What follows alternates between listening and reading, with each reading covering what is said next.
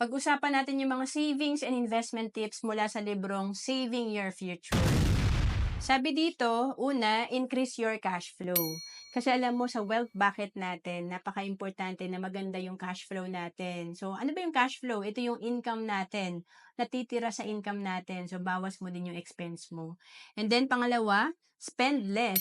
Alam mo kasi itong ating wealth bucket, maraming butas yan kapag spender tayo, walang natitira.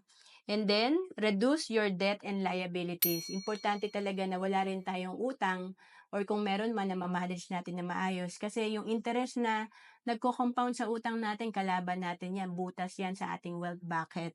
And then, understand how money works. Importante, nagbibigay tayo ng time sa financial education. Kasi pag hindi, baka ipon lang tayo na ipon, marami palang butas, hindi natin consider yung mga factor. Kaya wala pa rin nangyayari sa ating personal finance. Wala tayong progress. And then, have a financial goal. Importante, may goal ka, may purpose ka. Bakit ka ba nag-iipon? Bakit ka ba nag-i-invest? Para hindi mo rin isasabotage yung sarili mo na kukunin mo lahat ng ipon mo. And then 6, embrace change and expect to succeed.